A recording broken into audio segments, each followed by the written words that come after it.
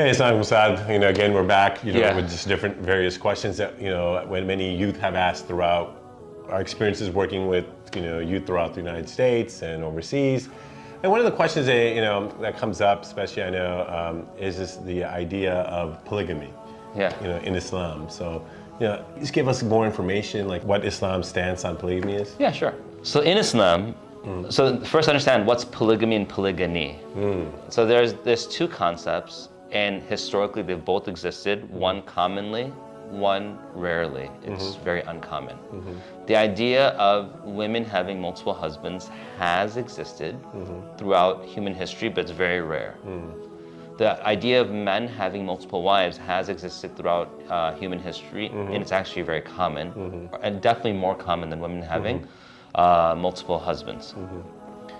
Islam, when it was revealed in Arabia, it came to a community that was already engaged in the practice of men having multiple wives.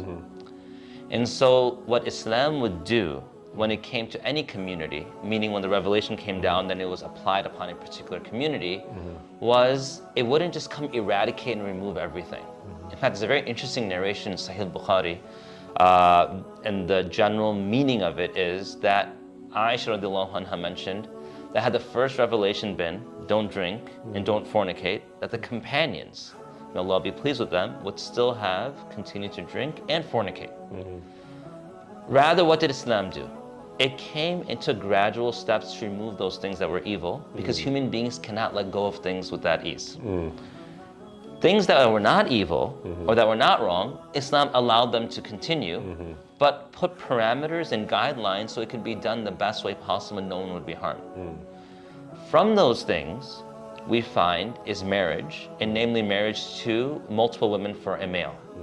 Islam finds that in the wisdom of Allah and the way that He governs this world, that there will be situations that societies have more men than women and more women than men. Where we live in today in particular, and in general throughout history, there's always been more women than men.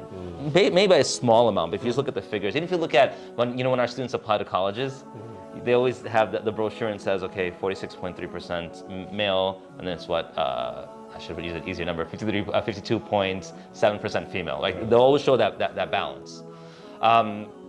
So when you have situations where there's more women, now why are there usually more women? Well, number one, it's historically men would go on to war more.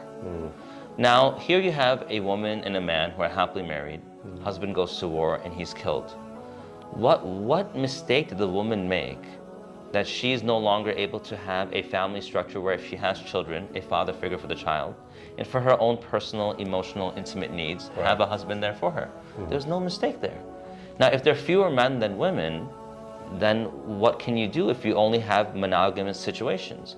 Islam permitted polygamy. It did allow men to take the responsibility of having more than one wife. Now, someone might say, well, that's unfair. It's not unfair. It's just different. Because we live in a situation in a society where that's not the common practice. And so what Islam did was it set the guidelines. It did not allow, I'll give an example. Imam Suyuti mentions in his tafsir that before Islam, a woman would just be free with men. Free with men. You understand what I mean? And how would she indicate this? She would put a flag on top of her tent and men would just come visit her one after another. When she's finally expecting, then she would go and she would call those men together, and then she would, after delivering the child, say, you're the husband. And that's how family structures were established. This is completely unacceptable. Putting the burden. You're talking about pre-Islamic, pre-Islamic in Arabia. Arabia, yeah. Okay. But if you look at other communities, they've had some funky practices as well. Gotcha, but we're just for pre-Islamic Arabia. Okay. And so what Islam did was it has something. It's called the maqasid. It has certain foundational ideas that the Deen aims to protect. Gotcha. One is life. One is intellect. One is religion itself. One is lineage. Right. And so when you have multiple women marrying one man, you can still establish lineage of the child. And the man is now responsible. You provide her something, she has to get the same. You provide her something, she has to get the same. So it makes it such that no woman will be left without any support, children will not be left without any support in situations like war, etc. And then the needs of every woman who's a wife will be fulfilled by the deen, such that if one woman gets a home, the other woman gets a home, one woman gets this type of stipend, another wife will get this type of stipend, etc.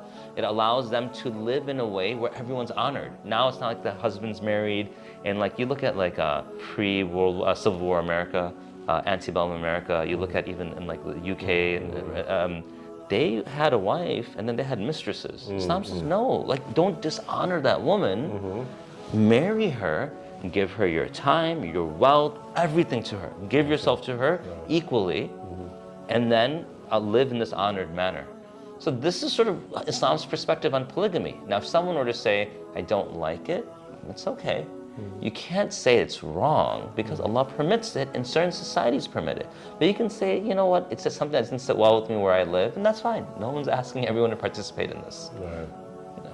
Gotcha. So now one of the things you're saying, so like in the time of the Prophet ﷺ, when someone like if the husband passed away, there wasn't because we're dealing with young individuals, there wasn't like welfare support, or how like here when someone gets hurt, you might get Social Security, pensions. When someone's husband passed away, mostly their livelihoods, because many women were not able to just work in the general society. Would that be? So this is yes and no. Okay. Yes, especially in pre-Islamic Arabia, but definitely even the early stages of Islam, there wasn't as much welfare available, and the Muslims were not as wealthy. Right. But zakah came as the ultimate welfare system. Right. So for me to say that women did not have that opportunity, that's not correct. Okay. But I don't want to belittle the needs of a woman to only wealth.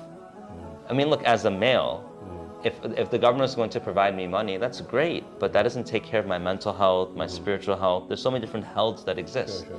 So yes, especially in early Islam, especially in that society where women did not necessarily go out and work, and the man or the husband was more of the provider, it was definitely something that would make life easier, exponentially easier. But Islam would obviously honor every citizen within the Muslim government to receive zakah, and every person, Muslim or non-Muslim, to receive sadaqah. So there was a type of welfare system there. But Islam also encouraged marriage to, for example, a woman who was divorced or who was a widow. Why? Because yes, the woman can earn money, but no human being should only be successful or comfortable in one avenue of life. Yeah. We want them to have a complete package of support.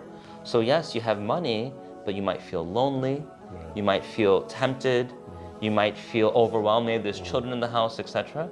So what do? We give the opportunity for all of that to come together, and that sometimes is provided through multiple spouses, polygamy. Great. Thank you so much.